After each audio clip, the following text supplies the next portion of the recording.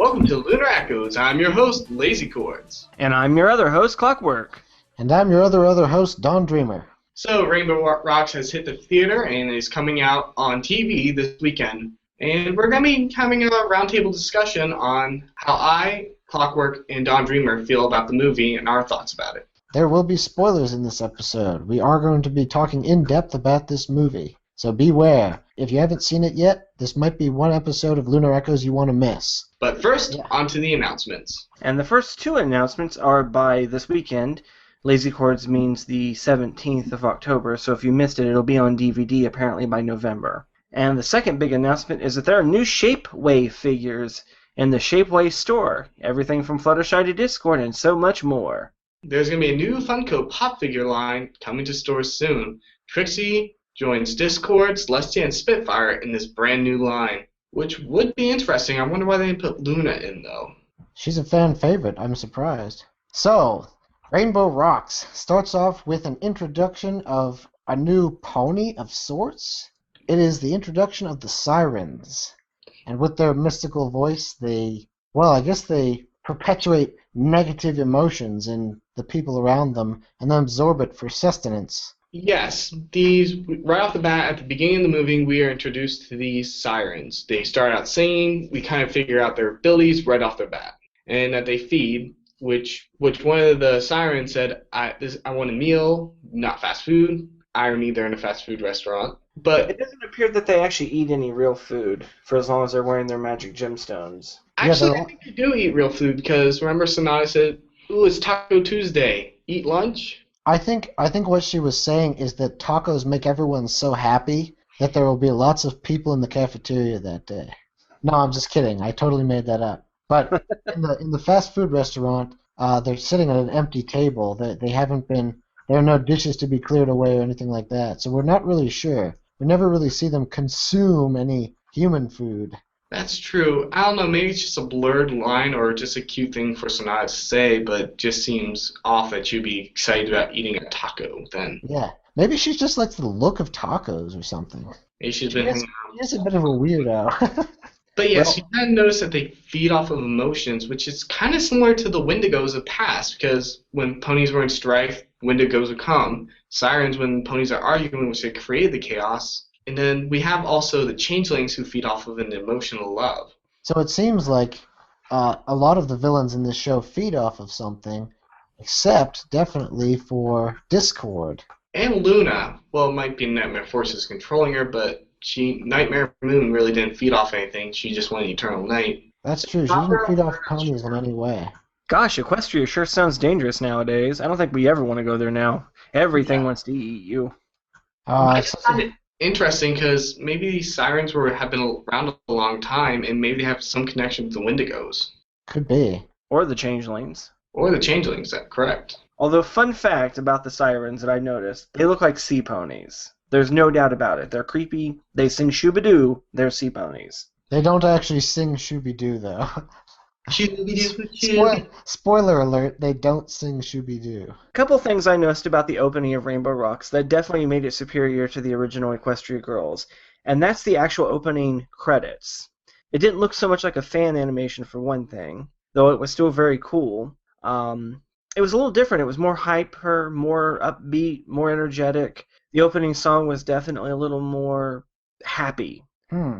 That's interesting you should say that, because when I think of the fan animations that have been done in what looks to be After Effects, Adobe After Effects, I think of some of the ones that made the cut for the best of, the best of compilations, and those are pretty amazing. But regardless of the listeners' opinions of fan animations or ours, it was quite a step up from the previous one.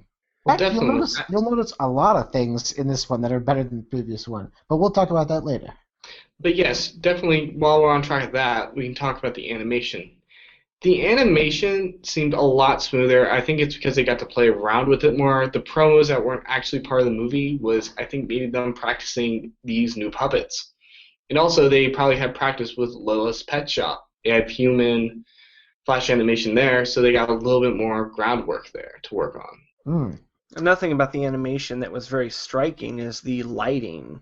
Even in the opening scenes, when they open up to show the school and everything, if you look at the floor in the background and the curtains, everything has a very specific lighting effect against it, as if there were fluorescent lights overhead casting shadows below. Every character has their own shadow. I mean, it was something that I noticed immediately that really caught my attention with the promos originally, but then with the actual movie, it was much more clear to see just how much work DHX and the coloring and artist teams have put into the movie. I mean, they did a way better job than the first one. Yeah. They most definitely did. But let's get back to the story since we were on track of that. Yeah, one of the things I wanted to mention was the timeline of this movie.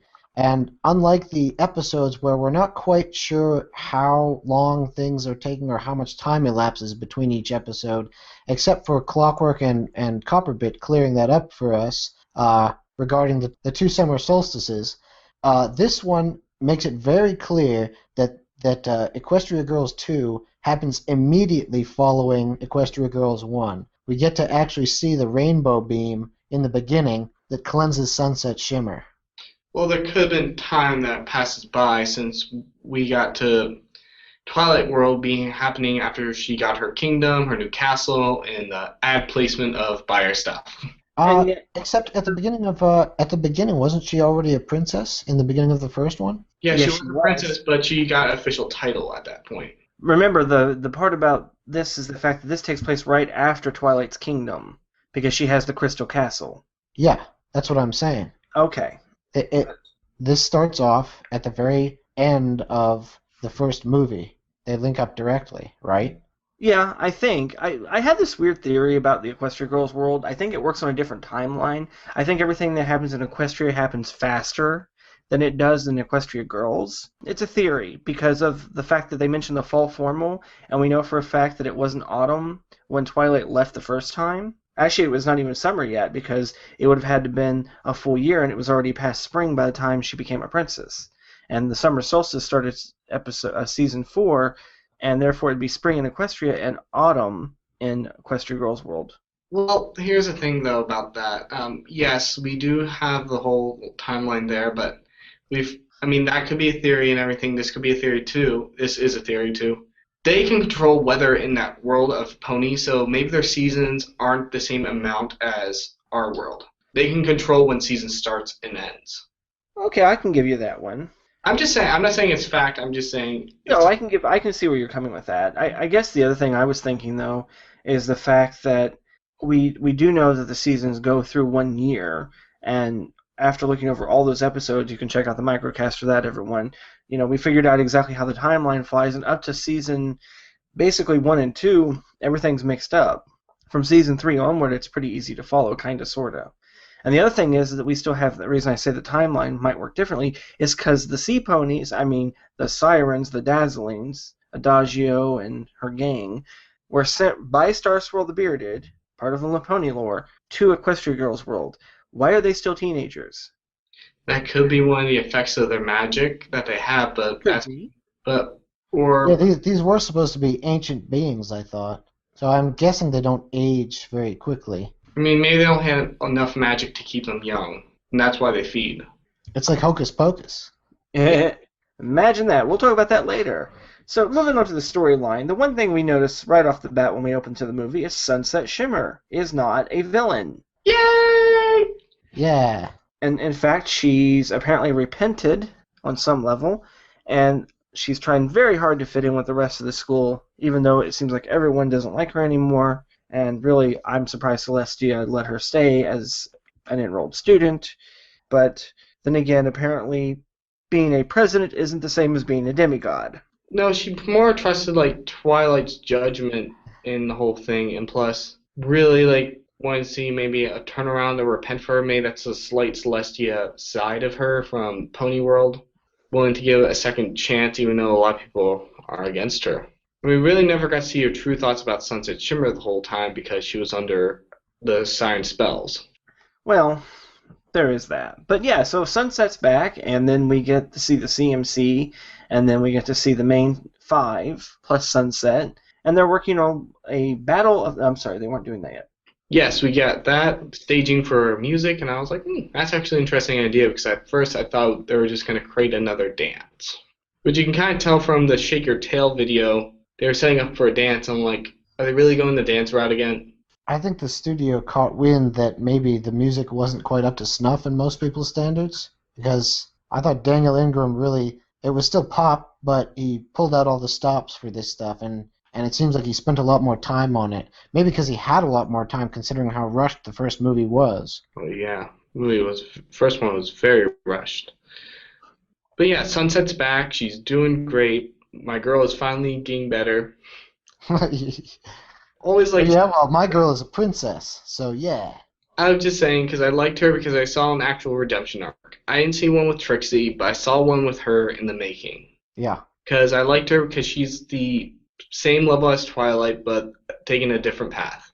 Yeah, Trixie they tried to sneak in a redemption at the end, like where she did the fireworks for the show after the magic duel, and she was like, "It's the least I could do."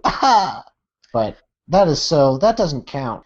I've heard more than one pony ask for, a true episode featuring Trixie Trixie? atoning for her sins or whatever. I mean, yeah, her sins weren't as big as turning into a demonic she demon, as in Sunset's words. Which they Pretty bad reference quite a though. lot. I mean, we even. Oh, I was just gonna say she did enslave a town and cause, Oh, yeah. and put it all under a giant glass bubble. That is true. I mean, I could be iffy because of Alcorn Amulet, we're but we need to get back on the Rainbow Rocks train. I mean, I would love to talk about the Trixie. Maybe that'll be a future episode idea. yep. So yeah, Sunset actually acknowledges that she did bad things, and we move on to the next biggest, most important scene, the first song. We're better than ever. Yes, I think that really resembles how far they come from since the first movie and showed how this adversity has brought everyone together, like Applejack said, made everyone come closer. We see everyone having more harmony and acting kind of like the pony world a little bit because everyone's being nice to each other. Yeah.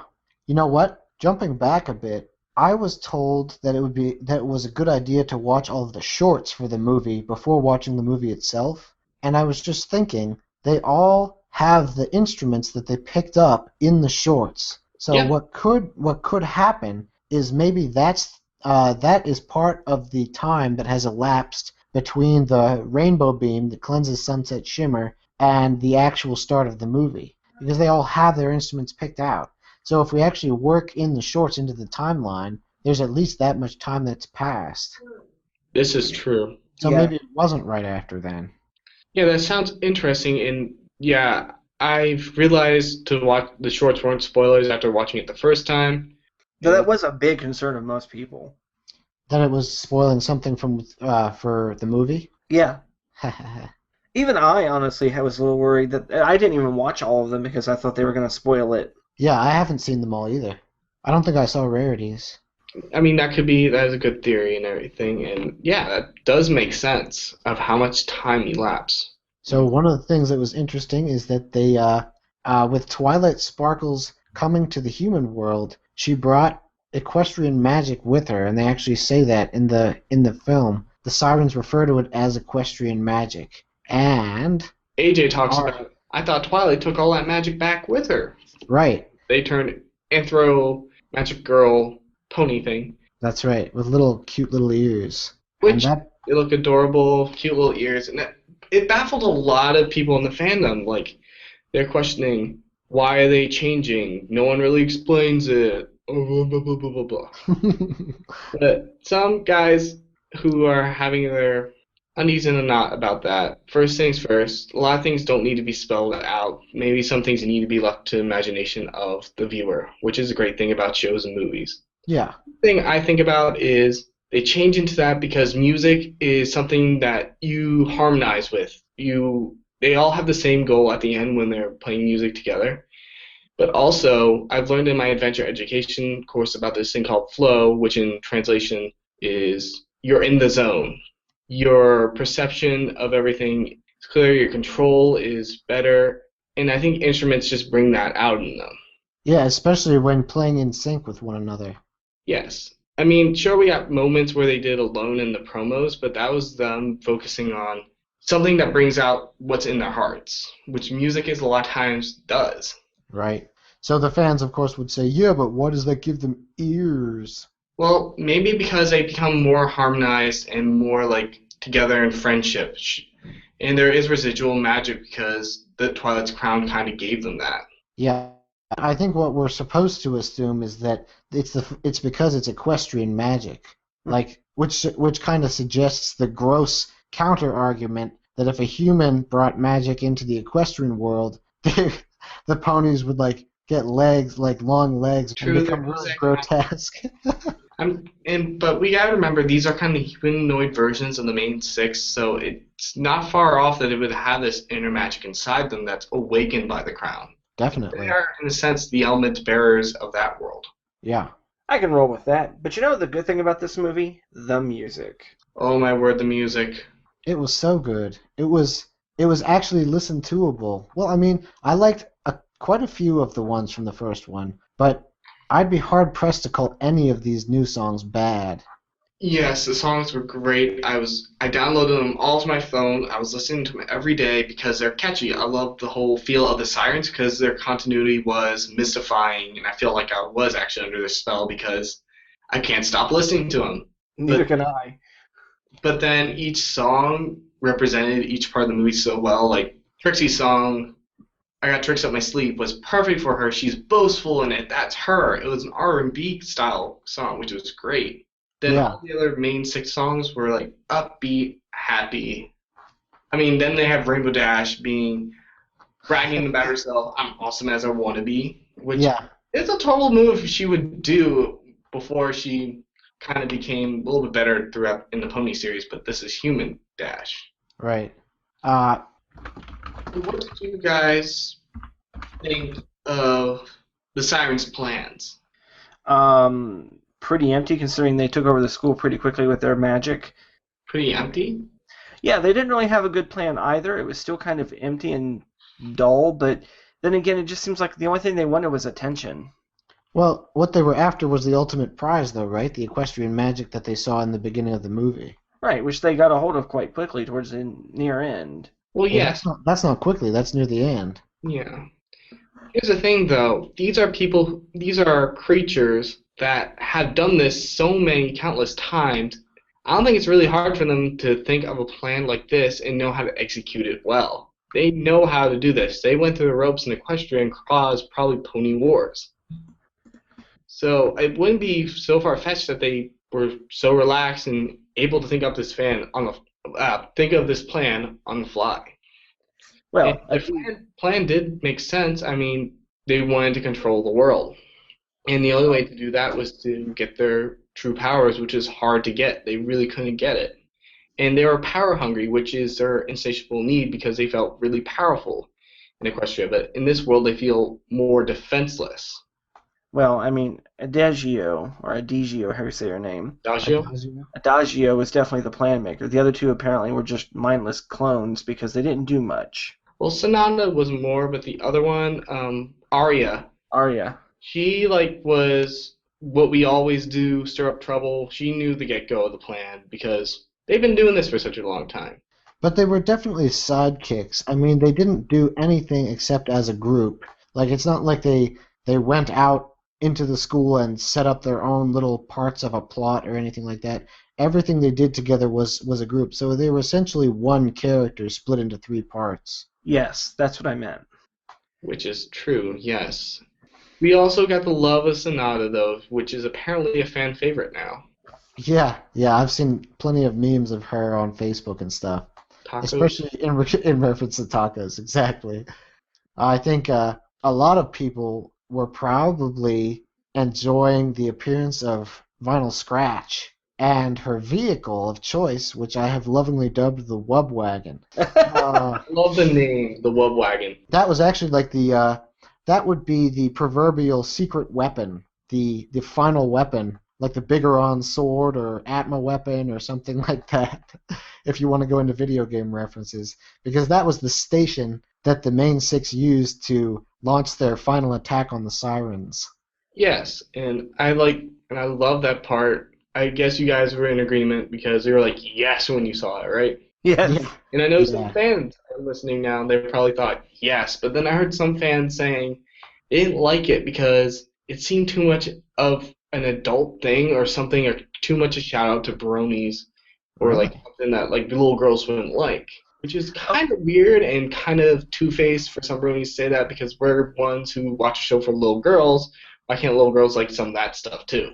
okay. I Well, don't see I why have they. a comment. I have a comment to make about that. Okay. The thing about the Webwagon is the fact that anyone who's ever watched an anime is familiar with this trope. It's called Chekhov's hidden gun. Basically, it's an item that's never been seen anywhere in the show until the very last minute. Same with most video games. It's an item like a MacGuffin that just comes out of nowhere, but it solves the plot's issue.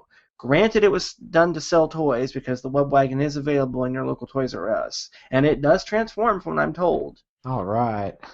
I thought it was a perfectly great idea. Wonderful trope to use because Vinyl Scratch was actually seen in the background through all of the movie. Like, you see her at least 4 or 5 times. She's wearing her earphones. It turns out she's completely immune to the sirens because, typical trope, disability means immunity. In other words, because she couldn't hear them sing, she was completely and utterly immune to their horrible, horrible magic. Well, Which is how she helped Spike, and then later brought out the Wub Wagon. can I say something about her not listening?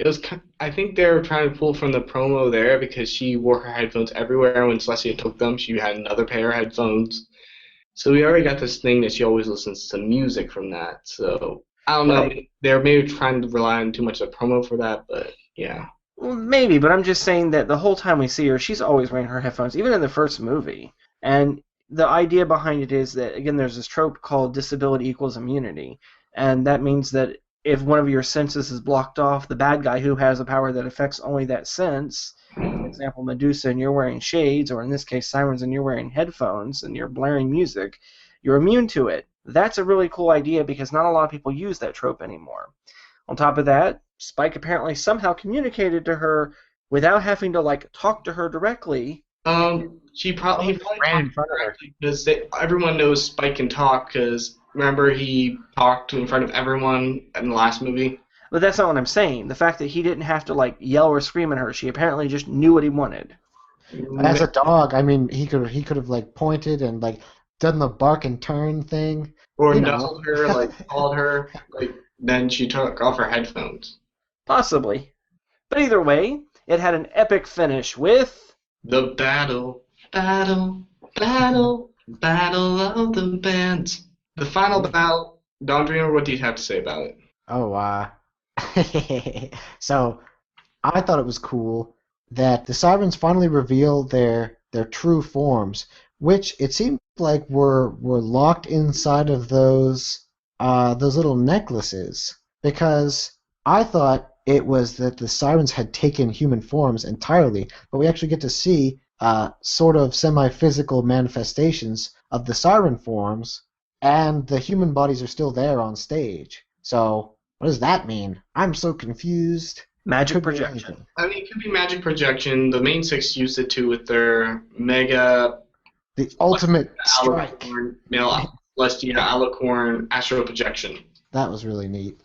But you know what I loved about it? Wow. Sunset picked up the microphone. Yeah, Became Sunset Rainbow finally Five. did something. It was like I was thinking maybe they'll let her sing, but then like it was so late in the movie, I'm like they're probably not gonna let her sing. The microphone falls down. Sunset grabs it. Oh, that was my only beef with it. Was I believe it's Twilight that said, "Sunset, we need you." It's like the kind of show don't tell that I always long for. Fallen by the wayside yet again. Well, Sunset kind of needed that boost of to go because she was questioning, should I do it or not? Yeah, it's just That that one I don't. face of the show don't tell part, but If Twilight really knew that they needed Sunset Shimmer at that moment, I don't know why she couldn't have thought of that sooner. Like, I wanted some kind of build-up that Twilight was having doubts in herself, but it seemed like she still believed that she had to be the one to do it. And all of a sudden, when they're in the grip of death, or whatever you want, she suddenly realizes. And I don't feel that it was the right moment for her to say that. I wish she had come to that realization, or at least that the audience had seen her come to that realization a little sooner. maybe adversity does give us that awakening call.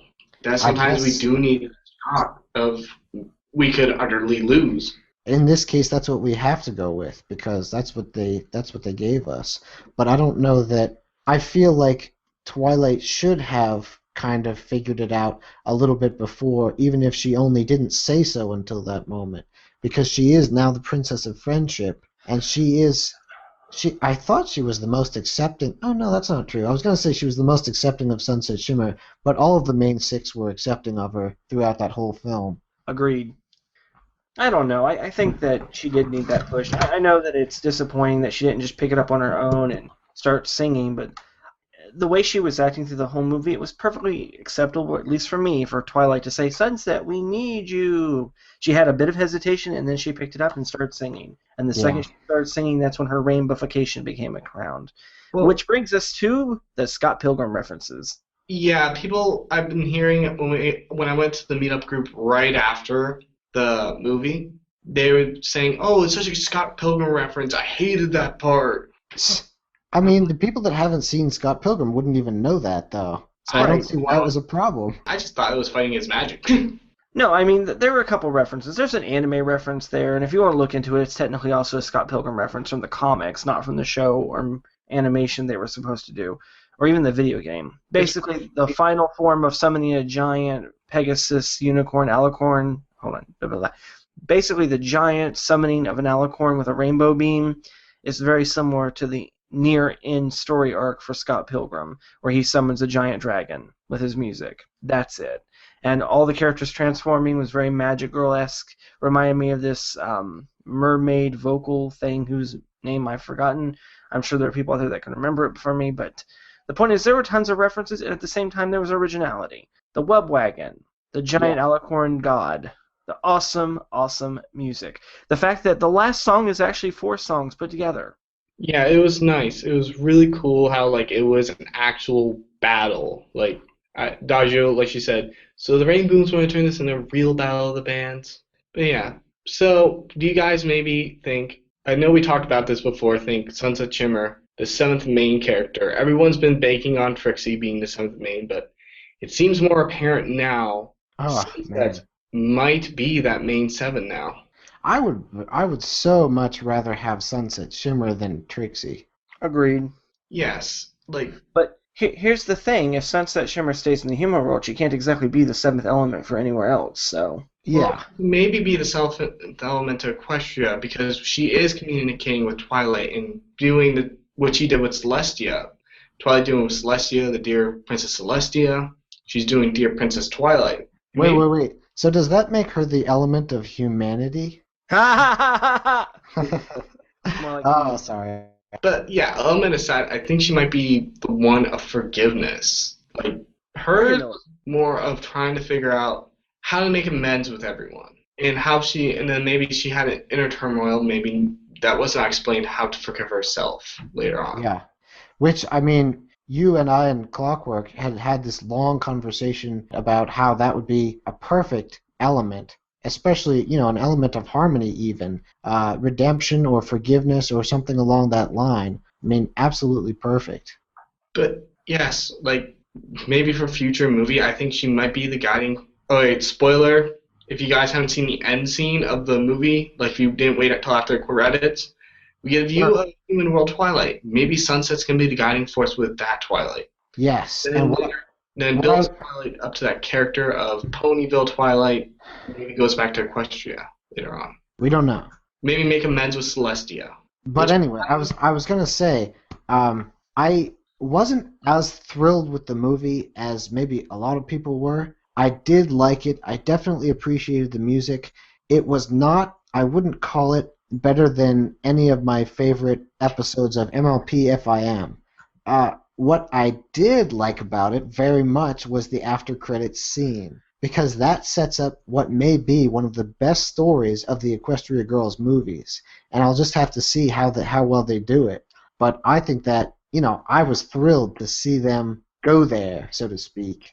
Yes, I think we're all thrilled because it's like they pulled a Marvel. Exactly. And man, I am so hooked into the next movie already, and I don't even know if they're, how far into it they are. But Well, I I'm heard they're not looking doing. forward to it so much, like way more than I was looking forward to Equestria Girls 2. I heard they're not actually doing a movie. They're going to actually do a series, according to a bunch of releases called Equestria Academy. It's speculation whether it's related or not, or just like how Transformers was kind of like a separate thing when they transitioned to everyone, like you told me before about Transformers. There's a live series. Maybe it could not be relating to the actual Equestria Girls. Well, they did actually say in a press release that Equestria Academy is going to take the characters, and they didn't say it was going to be a sequel or related to, but they were going to take the characters from the Equestria Girls movies, and although it's going to be a French film, it's apparently done by the same studio who did Wakfu. So who knows how that's going to turn out. Okay, that's Oh my! clarification needed then. Wow, I hope so. That would be amazing. It would be. Rockford was so good. Not that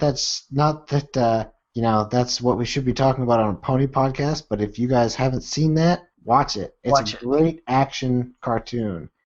And So- cute. Yes, you needed to. Thank you for that clarification, because I was just wondering, because it was sounding like it's going to be exactly coming from the movie, exactly everything, all the storyline. No, not what I heard. But anyway, Yeah. my thoughts on the movie are, I don't know.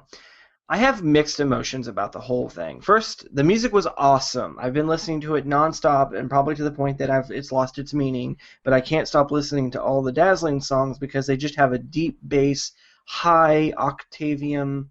The music itself, the actual underlying musical tones, had a deep bass and a high frequency noise to it. I don't know how to describe that noise, but it also had a high octave. So it was very blended. It was very dark sounding, but at the same time very hyper and energetic and almost hypnotizing. It had a mystical quality is what I'm trying to get at.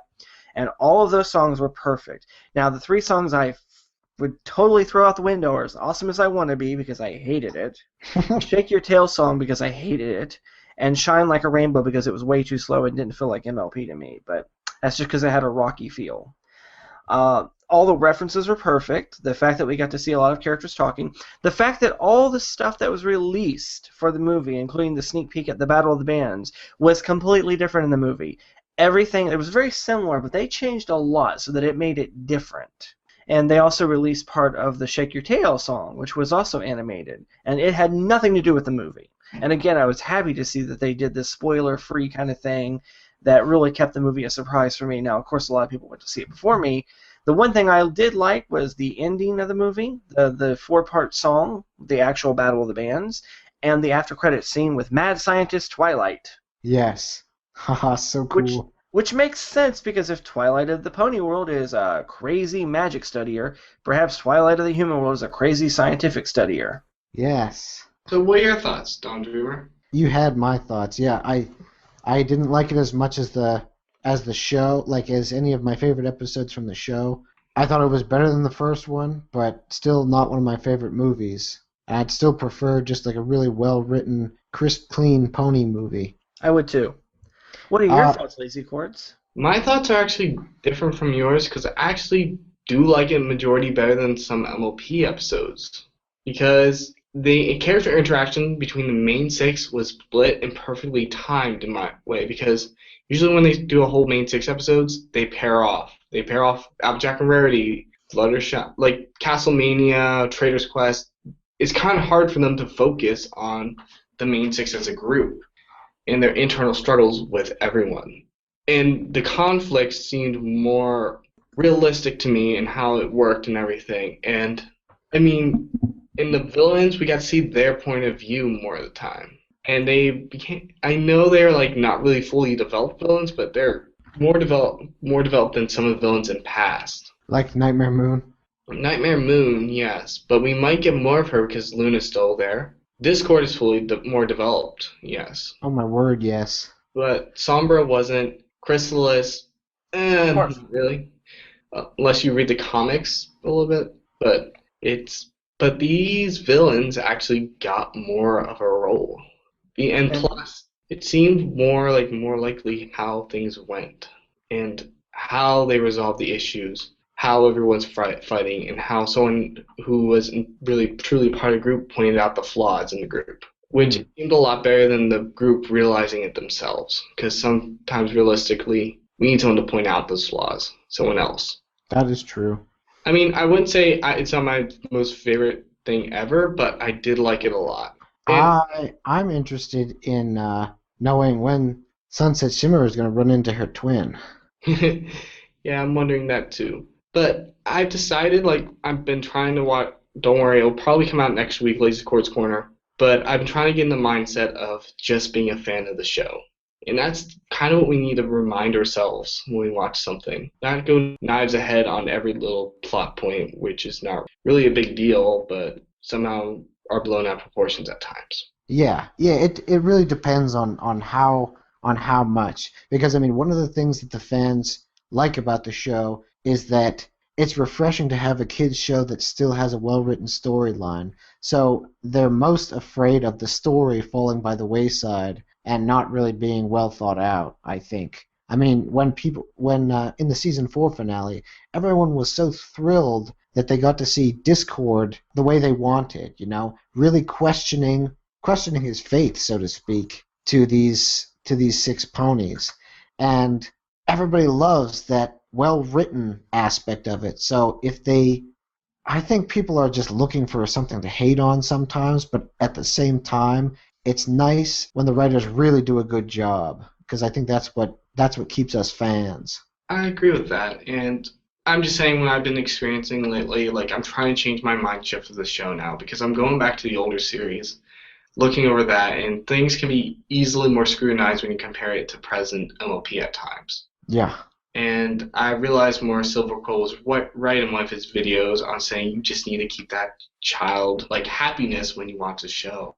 Oh, definitely. Yeah, he was talking about how people are saying they're going to quit the fandom and all that sort of stuff just because of silly reasons. I've never felt that about anything that I've seen so far. I've never once said, oh man, I'm never going to watch this again because of that one thing. Yeah, exactly. And maybe, yes. I mean, just to give something to everyone to chew on, maybe. I mean, I love the whole analysis and looking deep into it, but at the same time, it's just better to be a fan and enjoy it. Absolutely. So overall, I say we rate Rainbow Rock's a pretty good movie. If you haven't seen it already and you've spoiled yourself, you might as well go watch it now. If you have seen it, see it again, and look forward to our next full episode. You will probably enjoy it. And Lazy Chords Corner coming up next Friday, 24th of October. I'm just going to be reviewing the first 2 MLP episodes, and I'll try to keep a schedule on that, but remember, I have classes, and I have a roommate that rarely ever leaves the room to do recordings. So that wraps up our episode. Until next time, stay pony, my friends. Thanks for listening. You can email us at lunarechoes0@gmail.com. That's lunarechoes, the number 0, @gmail.com. We always like hearing from our fans. And you can catch our new shows on Ponyville Live every Friday around 9 p.m. Eastern Time, 6 p.m. Pacific Time on Lunar Radio. You can help us brony on by supporting us on Patreon. And to keep up with the latest news from our podcast, you can subscribe to us on Twitter. Like us on Facebook. And rate us on iTunes. All the links can be found on the links page of our website. Thank you for listening. And see you next time on Lunar Echoes.